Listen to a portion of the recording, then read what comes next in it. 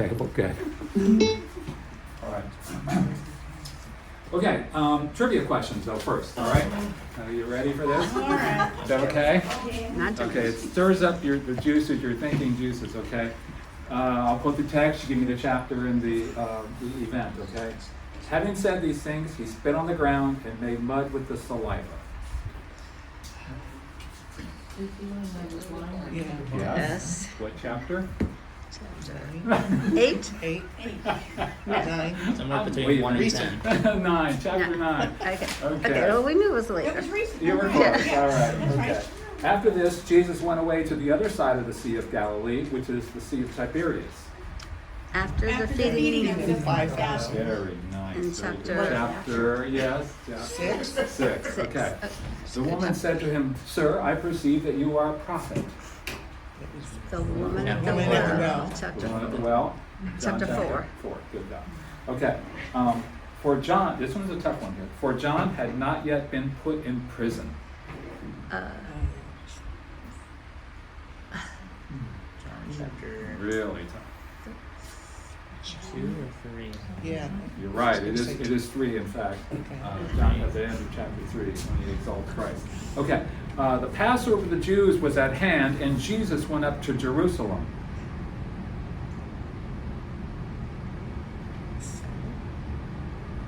Chapter 2. Chapter 2. oh, yeah. that's right, after the wedding. Yeah, or at the cleansing of the temple, yes, indeed. Okay, these things took place in Bethany across the Jordan where John was baptizing. That's chapter 1. Chapter 1, yeah, the testimony of John the Baptist, right.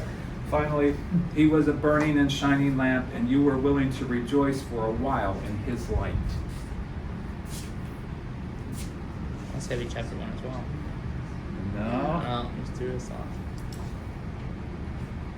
chapter 5, I was gonna actually. say Okay, yeah, when Jesus was talking about the witnesses to him, okay. All right, so, hopefully that's stirs your memory, you keep jogging them. I don't want it to just, I don't want you to just forget everything we've learned. I want it to just continue. I'm gonna, tickle you on that. Okay, recap from May 31st, and we heard about 3 weeks ago. There were 4 conversations, remember, without Jesus in John chapter 9. Remember, there was the blind man and the neighbors, The blind man and the Pharisees and Yeah. the parents and the Pharisees. And, yeah, very The good. blind man Yeah. and the Pharisees. You got all I 4. wrote all of them.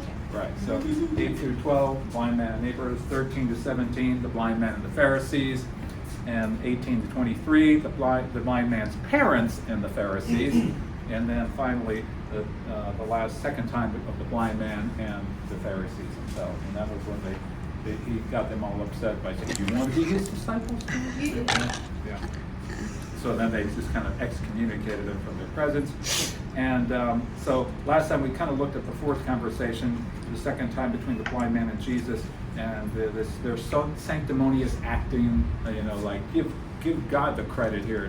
This man is a sinner, but they were just wanting to badger him into getting him to turn against Jesus.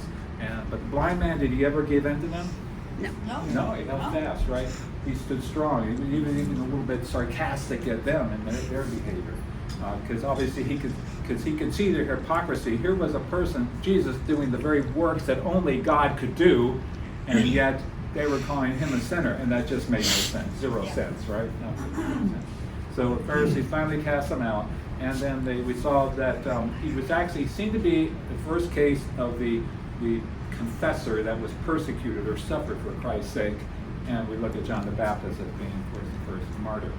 So Jesus hears about the man's rejection, and he tends to him, so he comes back to him. The man believes Jesus as divine, and what does he do? He worships Jesus, right?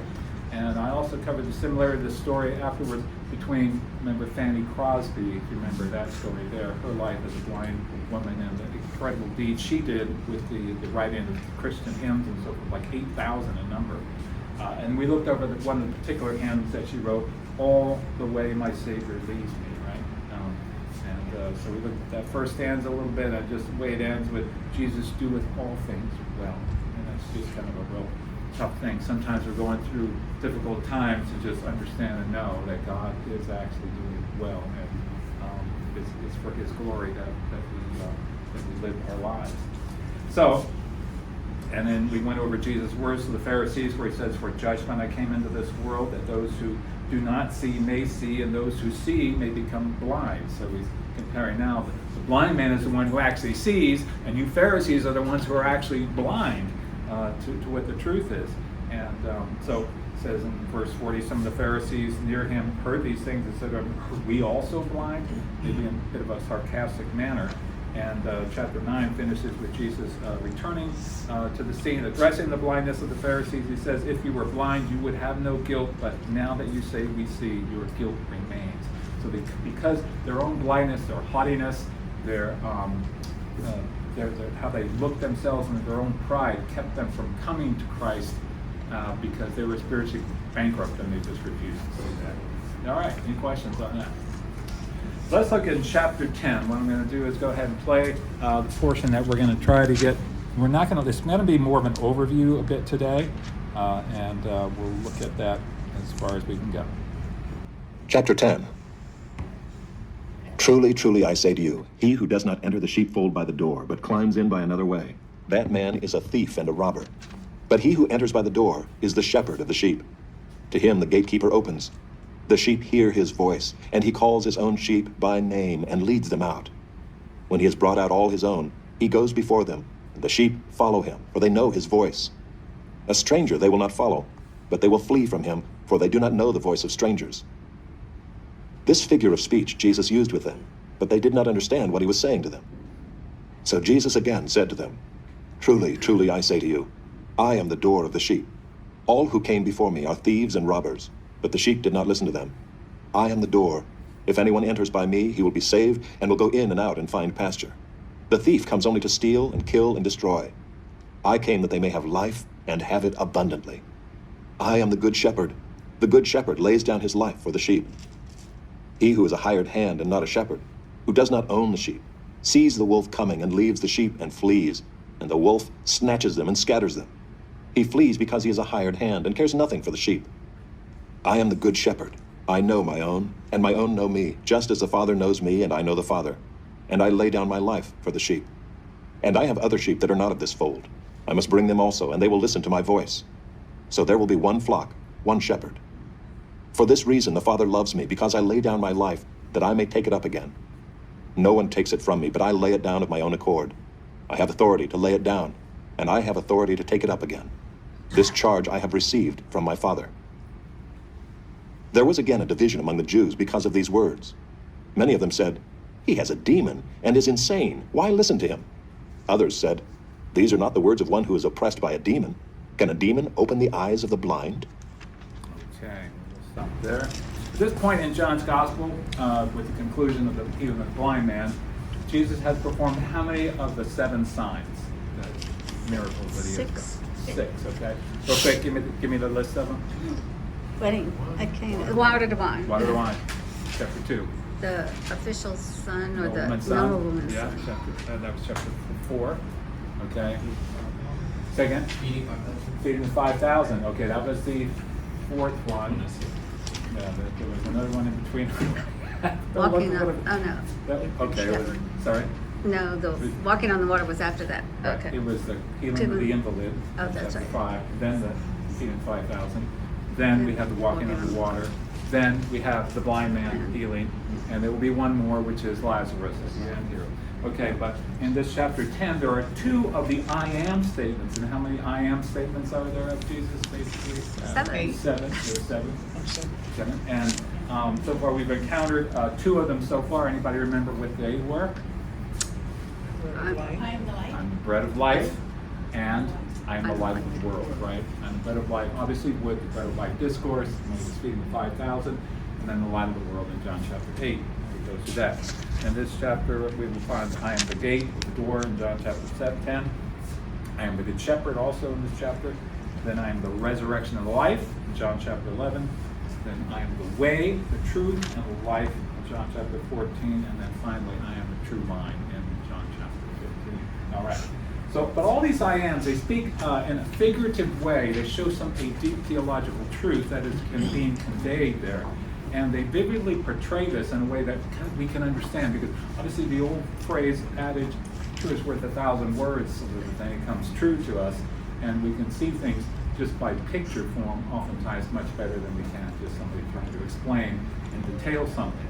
So from our last session, Jesus was aware of the persecution against the blind man, and it's really no accident that the idea of the Good Shepherd follows immediately from that story here. We're going to find, when it says, you're often, it may be entitled, it is the parable of the Good Shepherd, whereas John calls it a figure of speech. And if the word is different from parable, you may have, I know you've heard from the synoptics, Matthew, Mark, and Luke, those Gospels, you will see in there Matthew uses, Jesus told them a parable. And we will title it the parable of the tenants, or the parable of the sower, or the Good Samaritan, or the rich fool, or the barren fig leaf, and so fig tree, and so forth. So there's a number of cases where it actually specifies this is a parable. In John, the word is close to parable. It's not exactly the same, but it can convey the same idea. You can call it a parable. That's okay with me. It's not exactly the same word, but it's more of the idea of the figure of speech. So it constitutes the same idea there. So you can call it a parable of the Good Shepherd. I won't have a problem. All right. So introducing this one. Likely, as I said, John chapter 10, it really immediately follows right from the end of John chapter 9. So you get the idea, Jesus having this conversation with these hostile Pharisees, and he's going right into the next conversation there. There's not a gap in time associated with it when it appears. It says, when he says, if you were blind, you'd have no guilt, but now you say, we see that your guilt remains. And the reason why we sort of think that it goes ahead and follows immediately from that next conversation is, well, because he starts off with truly, truly, okay, which is truly, truly, I say to you. And that, when he does that, he's conveying, he never just, he's walking along and just blurts out, truly, truly, I say to you. There's always a reason behind it. There's something significant that has happened or occurred that he wants to, be able to show what has just happened to what his words are going to be, an incident there. So he never just starts off with that. It's always somebody says something like in Nicodemus or whatever, and Nicodemus comes to him and says, nobody can do the works of God, these works unless God were with them. And then Jesus starts in, truly, truly, I say to you. So it's primed with something else, basically. So that reason it just seems to follow immediately. Also, it's associated with generally kind of a challenging teaching, something it takes. You have to think through it somewhat. It may be a picture, but it's not just simple to understand necessarily. There's a meaning behind it.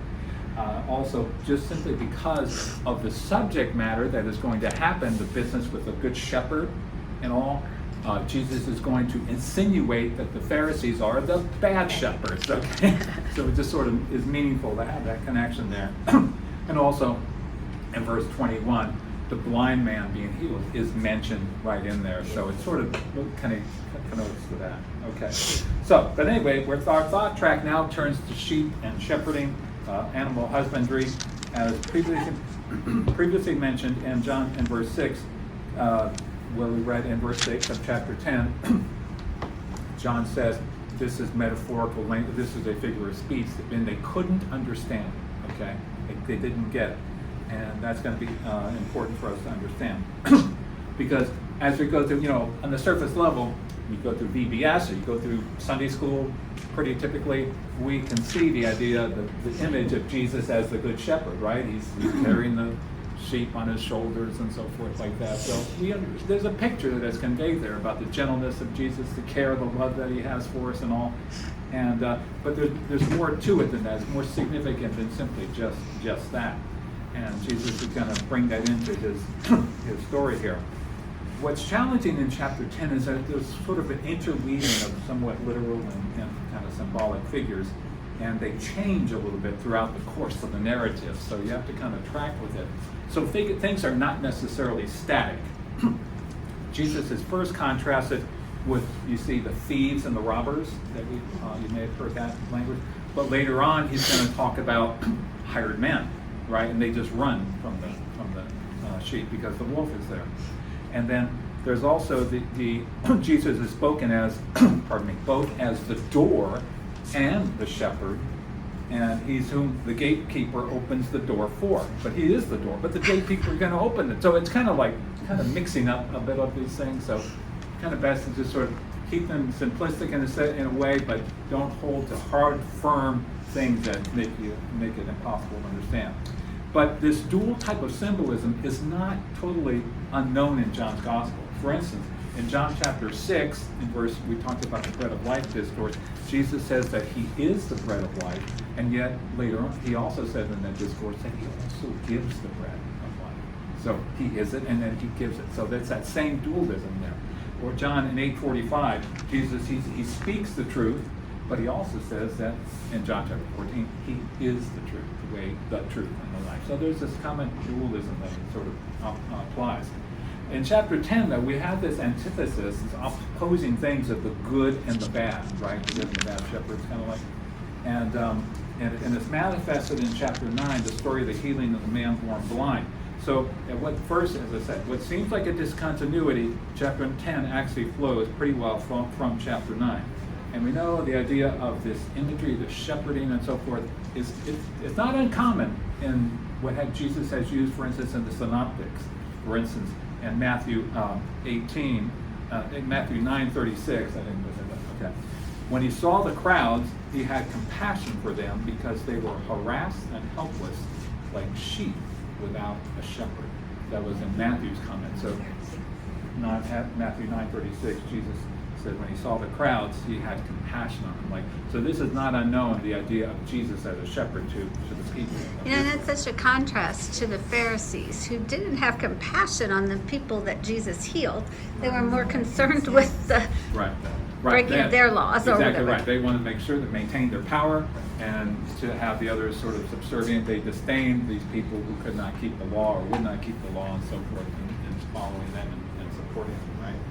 So there are certainly other New Testament shepherd and sheep things in the synoptics. We know we've mentioned the parable of the lost sheep, right, in Matthew 18 and Luke 15, although shepherd is not specifically mentioned in that. But also an important backdrop to the chapter 10 imagery is what happens in the Old Testament. And that's really where John is pulling from. He's pulling from the Old Testament. We see, for instance, it's not a foreign concept, this whole idea of the shepherd and the shepherd. For instance, Psalm 23:1. John, you want to read that? Yeah. Very good. You probably memorized that, right? So, right, I know these are simple, but the idea is it's clear in the scriptures. It's as David writing the psalm, and he is my shepherd, right? And so they convey the idea of God as the shepherd, we are the sheep. And Eric, you had Psalm 80, verse 1, the first part of that. You have Psalm 80, verse 1. 801A, and the first part. If ye all children of Israel, you do lead Joseph like a flock. Right. So he's calling God the shepherd of Israel, right? And who lead Joseph, just kind of another name for the Israelites in general there. All right, and then Psalm 100, verse 3, you may be pretty well familiar with this one. Know that the Lord, He is God. It is He who made us, and we are His. We are His people and the sheep of His pasture. Right. Very clear. There's this idea of the sheep and the shepherd. Micah 2:12. Yeah, if you have that. I can find it. Go ready. Cue up the Jeopardy thing. I know. I gotta remember. There it is, Micah 2:12.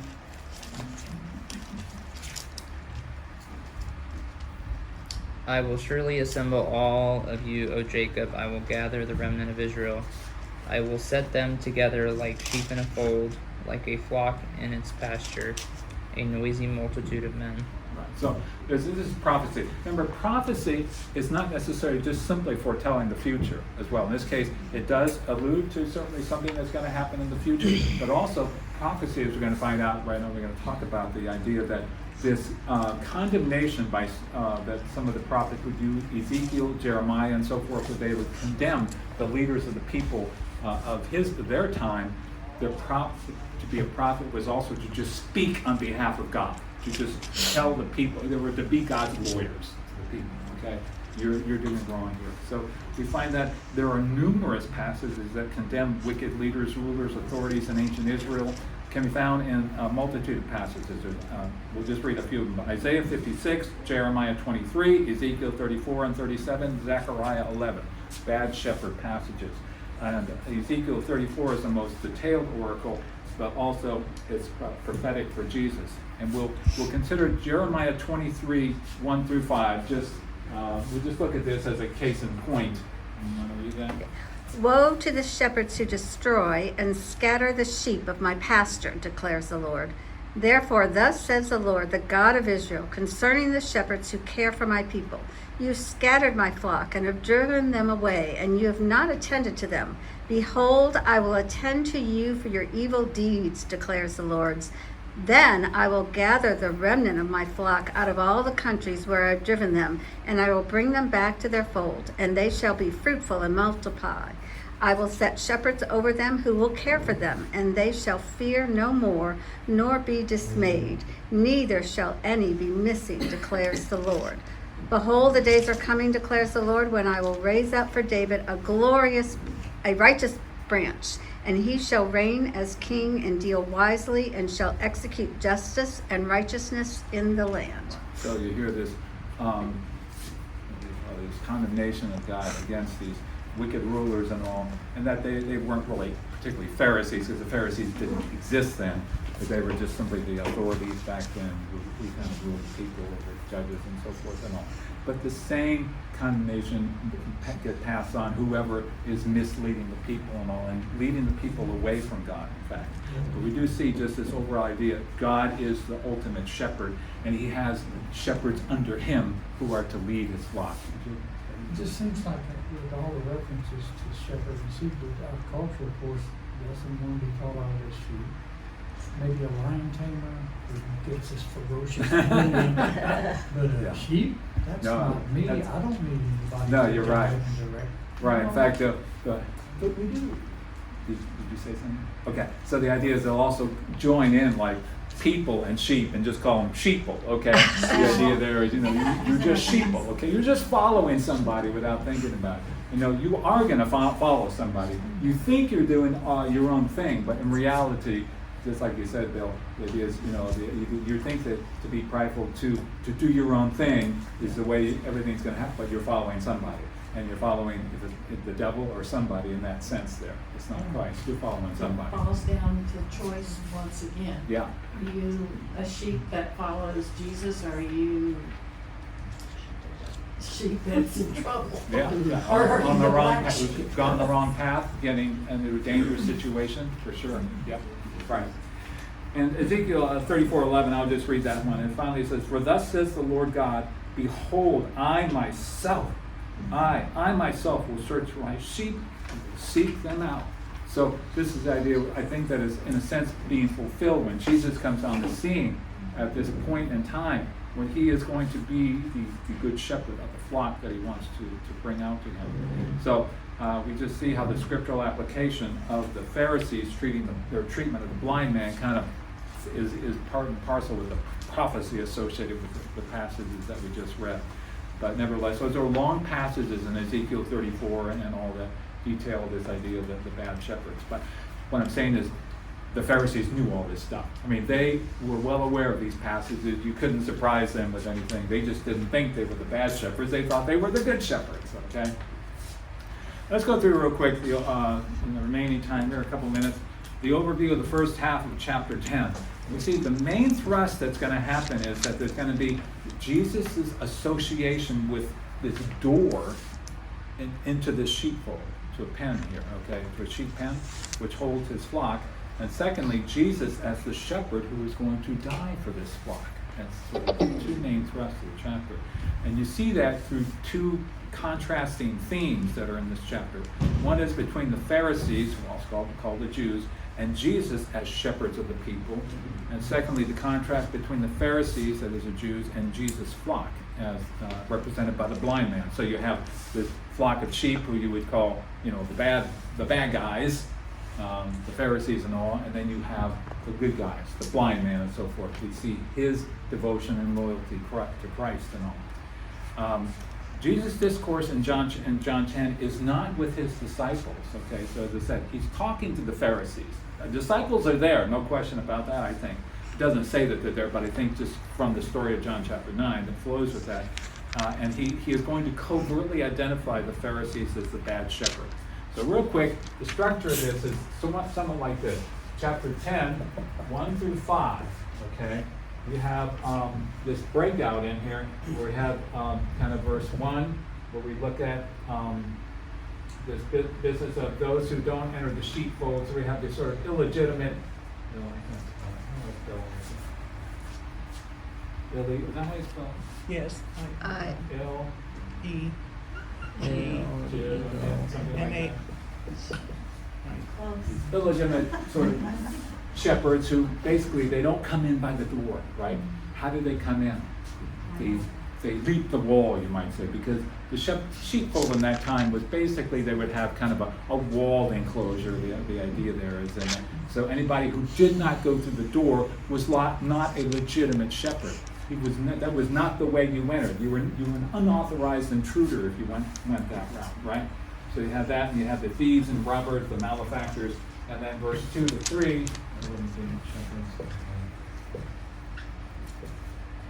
And then verse 2 to 3, you have this, the gatekeeper knows the gatekeeper. Is that a Q or a G? It's a G. It's a gate. Quail keeper. I remember Jurassic Park. Gatekeeper, open the gate, right? Okay. So then you have the gatekeeper who knows the shepherd. Okay, and opens the gate for him. And then you have verses 4 and 5, and the sheep who follow the shepherd. They know him. They know his voice. Okay, so this is kind of breakout in here. But then, mysteriously, verse 6 comes up, right? And verse 6 says, what again? Who's there? Cindy, are you there? I'm here.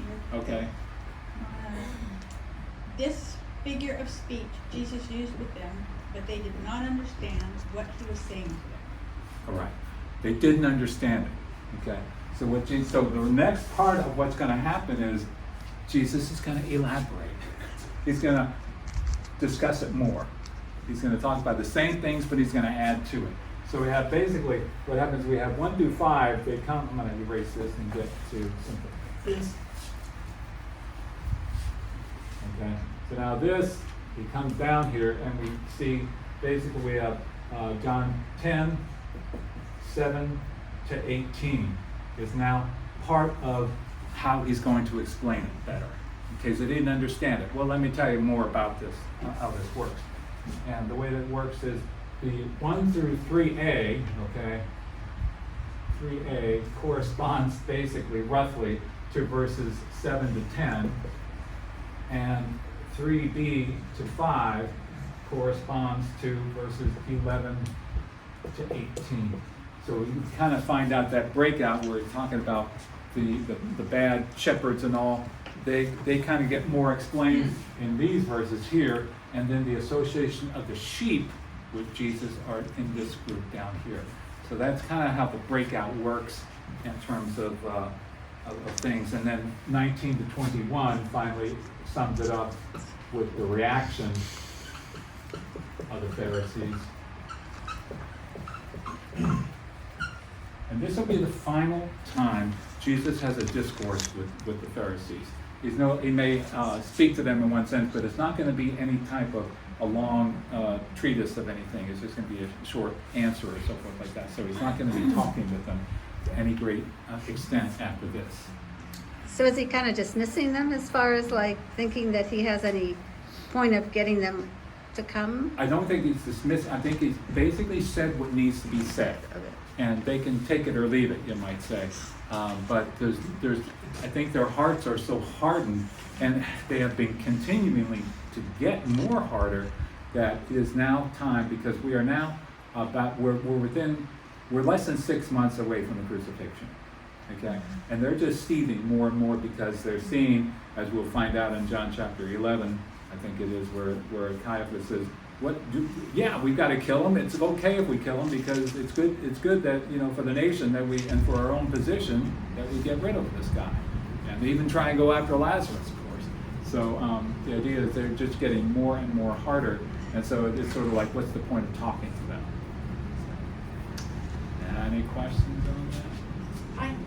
One of the things, you were talking about shepherds and stuff, sheep being followers and stuff like that. And I kind of Googled about the sheep.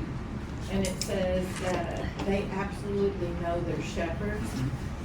And this is one that really threw me was they are highly social and intelligent animals with excellent long-term memories, allowing them to recognize and bond with their regular caretakers through a combination of sensory cues, which is voice, sight, and smell. Okay. So if there's somebody that comes in that they do not recognize, They know, and they they run, don't, and it and they says go that. away Right. and get agitated. Right. And it just sort of Fits. Yeah. very much into what we're talking about, that, the ones that are not following are agitating the sheep. But they're not, sheep are not stupid. Right. So sheep have been given a bad name. Yeah. Yes. However, we did use to raise sheep, and they are pretty stupid. I was gonna say the same thing. They're not the smartest animal on the farm.